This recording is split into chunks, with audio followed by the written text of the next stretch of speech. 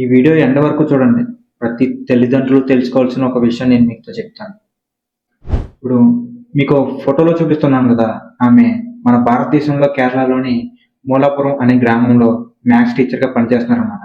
అయితే ఆమె దగ్గర కొన్ని సంవత్సరాల తర్వాత ఆమె దగ్గర చదువుకున్న పిల్లలు మంచిగా పై స్థాయిలో అభివృద్ధి చెంది మంచి జాబులు చేసుకుంటూ, అలాగే మంచి మంచి కంపెనీలో వర్క్ చేస్తూ ఒకరోజు రైల్వే స్టేషన్లో వస్తుండగా ఒక ఆవిడని చూస్తారు. చూసి ఎవరని చెప్పేసి దగ్గరికి వెళ్ళి చూస్తే అవి వాళ్ళకి చిన్నప్పుడు చదువు చెప్పిన వాళ్ళ మ్యాథ్స్ టీచర్ అనమాట. అయితే ఆవిడని చూసి కంటతడి పెడతారు. ఎందుకంటే ఆవిడ ఆ రైల్వే స్టేషన్లో ఇలాంటి సిచ్యువేషన్లో ఉంటుంది. మేడం మీరేంటి ఇక్కడ అది కూడా ఇలాంటి సిచ్యువేషన్లో ఉన్నారని అడగగానే ఆమె సమాధానం చెప్పుద్ది.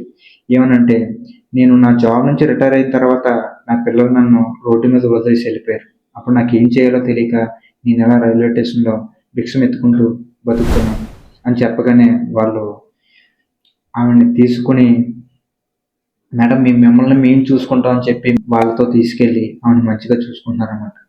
అంటే ఇప్పుడు నేను ప్రతి తల్లిదండ్రులు ఎందుకు తెలుసుకోవాలన్నానంటే, ప్రతి తల్లిదండ్రులు మా పిల్లలకి ఏ కష్టం తెలియకుండా పెరగాలి అనుకోవడంలో తప్పులేదు. కానీ మీరు పడ్డ కష్టం కూడా వాళ్ళకి తెలియకుండా పెంచితే రేపొద్దున ఎవరో ఒకరికి ఈ పరిస్థితి వస్తుందని చెప్పి ఈ వీడియో మీకు తెలియజేస్తున్నాను. సో ప్రతి ఒక్కరు కూడా తెలుసుకొని మీ పిల్లల్ని మీరు పడ్డ కష్టం కూడా తెలియకుండా పెంచకండి. ఈ వీడియో మీద మీ యొక్క అభిప్రాయాన్ని తెలియజేస్తారని మనస్ఫూర్తిగా కోరుతున్నాను. అలాగే వీడియో నచ్చితే లైక్ చేయండి. మళ్ళీ కలుసుకుందాం. ఫాలో చేయడం మర్చిపోకండి. Thank you for watching.